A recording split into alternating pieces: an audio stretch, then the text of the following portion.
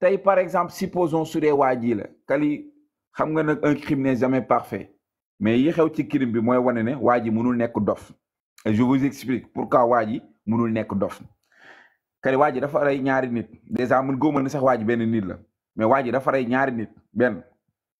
ñaari nit yi mu rey si heure yi mu leen rey heure yu différent yooyu noonu lan moo ko war a mun a may xelu ko ne écarter kenn ki da ngaa war a écarter keneen ki pour mu bañ a def trace dof du xalaat loolu ça c'est primo benn mais ñaareel bi gën a garaaw li tax waa ji bu dee moom la kii mënul nekk dof pour wax leen et je le dis en tant que psychologue en tant que psychologue aujourd'hui tey j'ai des diplômes si c'était la police dañuy ñëw ci ñun ñu wax leen li tax waa ji mënul nekk dof Kali je vais t'expliquer on a parlé de quelqu'un qui a vidé benn compte web boo xamante ne bi mu koy vidé gis nga Aziz mi bañ koy rey dañ ko torturer c'est-à-dire Aziz biñ koy rey dañ ko torturer Aziz laaj nañ ko soit compte web bi wala massacré nañ ko wala waxloon nañ ko mais xokkatal nañ ko laataa ñu koy rey parce que plusieurs coups boo ko mënee am sur scène mooy soit kooku il voulait t'éliminer mais ça dem na ba ñëg c'est-à-dire dem na ba ñëg kooku au moins daf ko essayer maanaam torturer na waa ji soit jam na ko jëm ko tiital xokkatal ko waxal kotu wéef bi mais ba pare li gën a garaaw mooy moment bi muy am kotu wéef bi ba pare xam nga da ngeen a comprendre mun na am yenn coups yu mu ko jox xas na ko ba jox ko mu doon des coups mortels dans des zones yoo xamante ne écupis mais zone écupis yooyu boo ko defee nit mu leen nit kii day deewi ji kooku dee na ba pare mais xale bi bu fekkee moo la tijjuloon moo la gis Kali xëy na amaana daf laa xam xëy na mun na yoole xëy na mun na nettali xëy na mun na wax pour que nga yaakaar papa li gën a garaaw mooy Aziz biñ ko rendee dañ ko muur mais Kali dof du rendi di muur il faut que ça soit clair hein Kali un fou du rendi di muur koo xamante ne dof la ñu ne la yow dof nga c'est-à-dire kooku talul sax rey ba pare di jéem a def xool ji leneen kooku xelam mu ngeeg moom parce que boo munee rey bay jël mbuur rawatina xale ba nga rey ci biir salle de bain bi mu leen la fii c'est une zone boo xamante ne covidiose pour que nga mën a denc nit ki kooku mun nga ko fa bàyyi mais xam nga Kali li gën a garaaw mooy bunt bi dañ ko dajji kon maanaam bunt bi ñu pare dañ ko tëj léegi nag dajji bunt boobu tëj boobu Kali ñaara ama il faut que ça soit clair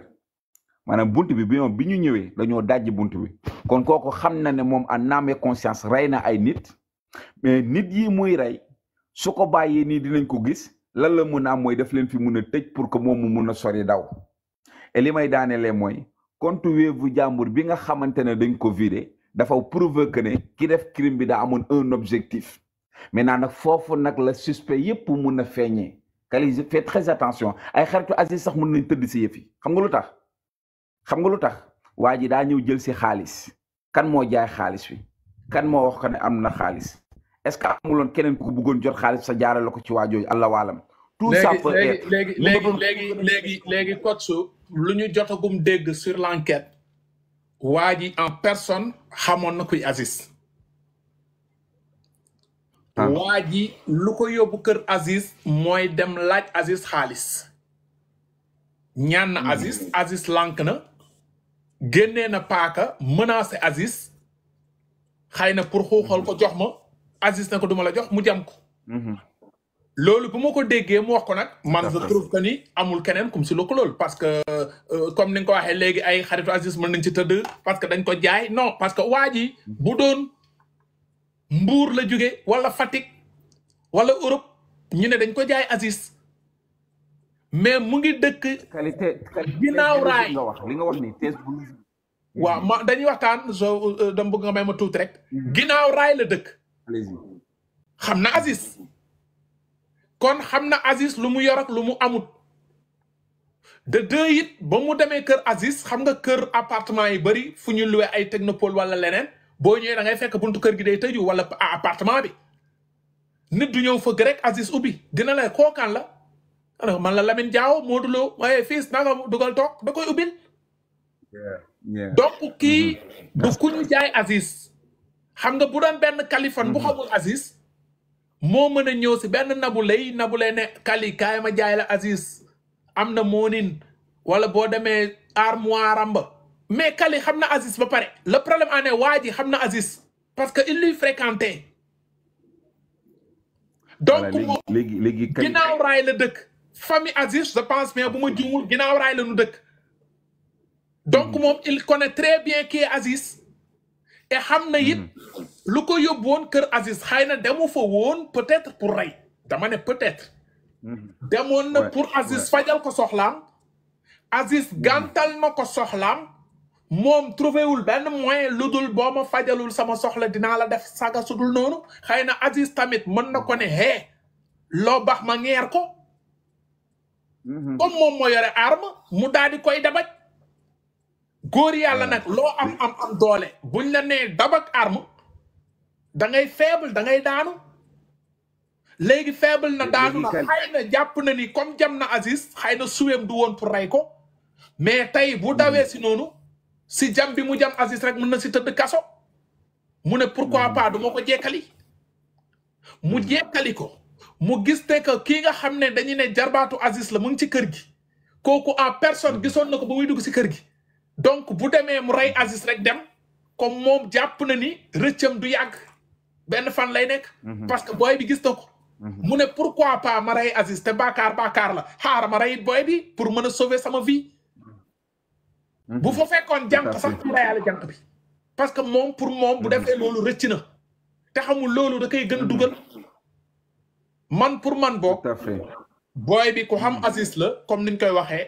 parce que Aziz benn bandi wala benn agresseur bu ñëwoon fëgg Aziz du ko ubbil parce que jamono ji ñu nekk Aziz tamit boy town la doful absolument xam na lu muy représenté de un artiste la xaaral tuuti Aziz artiste la doo ñëw fëgg kër artiste rek nga nekk benn inconnu artiste bi ubbil la artiste tëggkat artiste la fecckat artiste la woykat bi artiste la doo ñëw fëgg kër artiste bi ne salaamaaleykum rek artiste ubbil la di nga wax yow la kan damay jaay omo artiste bi dina xool est-ce que omo intéressé na ko mu ubbi wala bu kiyul mu ne baal ñu ko ba beneen yoon day am mais waa ji ba mu demee fëgg Aziz comme xam na ko ñoo bokk benn koñ Caaroy Pikine ginnaaw raay mais da koy ubbil bunt bu ko mën a servir boisson sax da koy servir boisson fils naka mo jëlal place toogal jëlal place commande télé bee ngi ni taalal clim bi parce que xam na ko et Aziz ne pensait pas que kii dina ñëw pour rey ko tandis que kii it ba muy dem kër Aziz peut-être il avait préparé parce que lu tax paaka bi dafa amoon intention tamit parce que bu doon dañoo dóorante kurpañ mënul rey Aziz parce que kurpañ candal dóorante la ba yuux mais bi muy dem dafa baraaye paaka yóbbaale parce que je pense pas que mu fekk kër Aziz paaka mais koo xamante ni dafa ne xaaruma dem si Aziz xaaruma yóbbaale paaka kooku amoon na intention absolument bu ma demee bu ma ko laajee 1000 francs bañ na ma xuuxal ko ki may xuuxal nag du tapet may ma xaalis mayuma la nga génneel ma paaka dam la ne jam ma nga jam léegi jam bi nga jam nag xam nga ni même boo si dawee après dañ lay téye parce que Aziz dina dem police def plainte am ne diw jam na ma léegi mu ne pourquoi pas jam bi eggali ko kon benn yoon te comme gis na portable yi gën na ko may pour ne xaaral après portable mun naa ko jaay pour faj ci sama soxla xam nga gannaaw li tax may gën a dëggal li ngay wax c'est-à-dire psychologiquement dafa am lu ñuy sama xalaat quoi non xalaat ba xoolal sa xalaat bi sell nga def dafa am lu ñuy def homosébite ak lu ñuy def sobosébite maanaam tey justice ci taxawaay yooyu la am tey homosébite bi mooy par exemple nit bi moom en personne moo jël engagement mooy li nga wax c'est-à-dire koo xam Aziz la koo xamante ne soit Aziz sax yàgg na ko génnee ci ay business et tout ça mu ñëwoon doon jël si paaram wala dara mais kooku il faut que ñu comprendre que ni kii dafa indaale paaka amoon na intention man wax naa ne waa ji dafa am intention jël si par force mooy jël si su baaxul ma forcer ko et que ngay jël si koo xamante ne borom fit la du ragal c'est-à-dire dafa jël si koo xamante ne borom fit la du ragal mooy soit wax naa kooku wax ak moom noo xamante ne soit wala lii laa am wala temps aw ma temps wala yoroma wala temps mu bëgg ko forcer jël ko kuut way ilaa su fekkee par exemple c'est un quelqu'un boo xamante ne xam na ko wala xamu ko ak lu mu doon mooy sobosébite bi mooy par exemple Kaliphone yow xëy na mu toog naa fi nga toog ñuy waxtaanee nga ne ah non man de war naa mën a jëli ji sama paas ci fi nga xamante ne mooy Aziz am na diw sox yónnee nañu wala dara nga jot écho maanaam nga jot écho mu leer na la kon diw yor na xaalis bi te man amoon naa accès ci diw mun naa am information bi dafa am fu ma ko amee loolu boosté ma pour ma dem jëli ji xaalis bi xaw ma xam dégg nga dama ne fële moom moo am intention parce que min na Aziz wala daana ko jëlee calmement aisément et tout ça wala am na lu ko booster am na lu ko influencer am na lu ko pousser pour que moom mu dem jëli ji xaalis bi mais xam nga Kali li ci mën a am yëpp mooy waa ji dafa jëloon décision su ñëwee su jotul xaalis bi mooy mu fokkate xaalis bi parce que waa ji daa ñëw ak arme c'est-à-dire waa ji dafa ñëw ak arme et ki ñëw ak arme nag Kali sincèrement man foofu dafa njëkk a dàkk teesu dof pour ma wax la ci justice ak loi psychologiquement dafa dàkk teesu dof maanaam waa ji dof loi du ko tenir en compte xam nga lu tax waa ji loi du ko tenir en compte est-ce que dof dina teg un coup monté est-ce que dof dina baraaye ngànnaay jàpp ne su ma demee logiquement su ma waxee ak nit ki ba pare su fekkee nit ki dafay bañ dama mais est-ce que dof dina rey nit xam ne keneen ki ay trace la mu war ko su ko bàyyee mu sedd kooku dina ko yoole mu rey ko est-ce que dof dina rey nit ba pare sàng nit ki di ko muur est-ce que dof dina rey nit ba pare tëj ko foofu pour dem pour bañ au moins mu am ay trace xam nga nag c'est-à-dire liñ naan un crime n'est jamais parfait peut-être waa ji li tax fompul miir yi ci deret bi et tout ça xëy na du ko am temps wu def maanaam du am temps wu fomp miir deret yeeg yi nga xamante ne moo si tegu yëpp mais il faut juste savoir que ne Kali wallaay sa pertinence bi gis nga li nga wax ni pour ma wax la lu garaaw li nga wax ni c'est analyse apologique la maanaam day analyse boo xamante ne tey yow suñ doon jël à 90% ñëpp boobu taxawaay lañu war a jëkk mën a amee mais xam nga man dafa am lenn lu ma bëgg a éveiller nit ñi ba pare Kali man mënuma gëm te ku ma tegal sama loxo ci kaamil man am naa sañ-sañu waat ne waa ji amul dof non Kali waa ji moom sincèrement pour que ñu waxtaan bi mën a neex waa ji amul daray dof c'est que nag Sénégal tàmm na suñu bi defee crime ba pare wala mu nekk sa mbokk Tafa Naar nee na kii de ni ma ko xamee dafa ëpp sax Tafa Naar bu dee xam nga ko bu dee lu dëggu la defal demande nga wax ñu mooy kan ak noo ko xamee ak mu dëkk parce que Tafa Naar nee na kii ni ma ko xamee dafa ëpp sax donc on a besoin nga wax ñu mooy kan moom mun nga ko jël mu def témoignage voilà c'est-à-dire que li ma bëgg a dàkk li tax ma ne damay dàkk waa ji dafa dof c'est-à-dire man foofu laa bëgg a gën a accentuer man mënuma gëm ne waa ji dafa dof du moment où coup bi c'est un coup monté Kali c'est-à-dire Kali lii c'est un coup bien monté cuune defu ko c'est-à-dire ki rey Aziz rey Wally du cuune parce que zone yi mu leen def ak zone d'interférence yi benn zone d'interférence bi jiitu mooy Wally ci biir salle de bain lañ ko bàyyi xaaral wax la lu garaaw beneen bi gën a garaaw mooy zone piste oculaire bi mu def mooy Aziz dañ ko muur léegi nag xam nga li garaaw mooy yëf yi ñu fa fekk wala yëf yi ñu fa bàyyi maanaam du un tueur professionnel c'est-à-dire c'était pas un tueur professionnel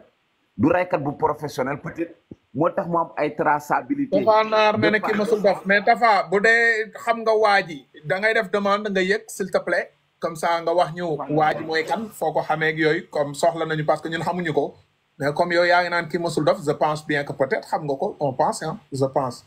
donc bu dee def nga demande rek ñu jël ok coach léegi le temps ngay naan ndox ñu ñëw si yaayu rasul waa ji la ñu ne moo def jëf ji lan nga si xalaat pour le moment. waa man de li ma ci xalaat mooy que ne sànq damaa déglu Ndeye Gueye mu wax di benn journaliste ko woo téléphone mu expliqué mu ne ko bi papam mi ngi woon ci wàcc kaamil bi mais bi mu déggee nouvelle bi dafa jug dem papa xale bu góor bi. papa xale bu góor bi maa dégg Ndeye Gueye wax ko sama nopp. beneen bi benn journaliste taxaw di filmer dëj bi baas bi sax dafa mel ne lu xaw a daanu parce que famille kii ñu ngi ci biir dëj bi si sarax si tey. famille waa ji rey. ñu ngi woon ci biir dëj bi parce que comme ginnaaw raay la xewee te banlieue bi presque ñëpp ay mbokk lañu. parce que ay dëkkandoo ñoom ñëpp famille bi doo xalaat ne kii rey famille bi faaw ñu dem jaale ji c'est normal aussi. voilà léegi nag man fi ma bëgg a waxee comme mbir mi man xam naa ne dafa nekk ci enquête xam naa ne moom gars yi pareeguñu mais dof moom jegew ko. doful jinne jàpp ko yaa ngi dégg raykatu nit la man sama gis nga ni ma gisee nii wallahi la azim man sama chaîne bi may seetaan ci télé man crime district rek laay seetaan. ñii boo leen nee jàkk xam ne ay tueur lañ. yaa ngi dégg. raykatu nit lañ gis nga xam nga luy problème bi sénégalais xam nga lu ñu war a def dañu war a bàyyi ñàkk a jom na yow lan moo la tee nga dem daani sa doole la da nga ne maçon nga la nga am doo ca jàpp ah boo bëggee màggali ménèbre yaa ngi fii nga dem ut loo màggalee te bàyyi Aziz liñ ko jox yaa ngi dégg gis nga kooku tey yal na ko yàlla yërëm man xam naa ne ma nga ca àjjana waane gis nga moom mii def mbir mii moom mii yow bu yeboo nga pare sa àdduna yow yow ñett nga rey nga Aziz ak gone ga rey mbokki Aziz rey sa famille kon yow xanaa yow li nga def rëy na en plus man xam nga lan moo ma taxoon yéeg sax dama dégg ñaari kii xaw ma lan Bamba mu ne Pambaay déma maa ngi woon ci live am Pambaay accusé wul kenn yaa ngi dégg fii xam nga kan moo fi accusé bëy mbembe la tef Adamo ak sëñ Bada awus kiki ak keneen xaw ma nu mu tudd ñoom ñoo fi nekk di wax naka sudul noonu mais Pambaay maa ngi woon ci live am gis nga ba ngay dugg di yëg di dalal Pambaay naan ko defel nii ba Pambaay d'accord lépp maa ngi toog Pambaay li mu wax c'est clair et net. Pambaay ba ko ne bàyyil wax ji sax dafa ne Sall ngaari loolu laay def sax damay bàyyi wax loolu la def te en plus accusé wul kenn dafa ne moom dafa ne audio na kenn dafa ne Pambaay seetaan naa de waaw dafa ne audio na benn nit ne ko ku rey Aziz dafay laajte voilà dafa audio kooku ne ko ku rey Aziz pour kooku tontu ko wala xamuma message ñëwul ne moomul doo rey wala ci wala paate message écrit daf ko envoyé message écrit kooku tuddul kenn moom bañ na ko ba tuddul kooku kon ça veut dire kooku moom ka muy waxal moom ak moom la mais accusé wul doomu aadama mais ñeneen ñi dañuy tudd ay tur luy gën a dangereux mooy loolu. borom kàr bi de tudd nañ ko moom. waaw xam nga kooku tudd nañ ko tudd femme bi tudd keneen ak keneen mais mbaaye miñ ne moom moo tudd damay leeralal ñi wax dugg sànq wax ne leen mbaaye tuddul nit. dañu wax dëgg gars yi s'il vous plaît on tapote s'il vous plaît pour sécuriser rek dañuy tapoter am na ko may audio nii ko xam naa ne bu ma ko tegee moom astafirullah bëgguma sax di ree on tapote rek pour sauver live bi parce que souvent kañe yi dañuy def ñoom du leen arranger bu ñu sañoon yi di yàq der mais daal boo bëggee dégg dëgg yow Kali waaw man daal ñun Sénégalais yëpp suñu ñaan dafa nangu dañ doon ñaan yàlla ki def li yàlla weer ka bu fekkee ne nag dafa am keneen ku ci nekk ak ñeneen ñu ci complice la yàlla na leen yàlla weer ñoom ñëpp te dinañ weeru ndax yàlla suñu borom ñëpp la fi nekkal mënoo jóge ca xaj ñëw fekk doomu jàmbur ji fi mu toog di liggéeyam nga rey ko boom ka rayaale ka mu nekkal doful dina jàpp ko gis nga ñoom ñii seen famille yooyu ñoom ñi wax ne dafa dof nañ ko wannaat bu dee dafa dofit ci kaso bi lay deewee kii bu ko nit ñi jàppoon tey dinañ ko taal ba mu xëm wasalaam. d'accord jërëjëf dinañ ñëwaat si yow le temps ñuy libérer place bi am na ñu ma war a yëgal ñoo xamante moom duñu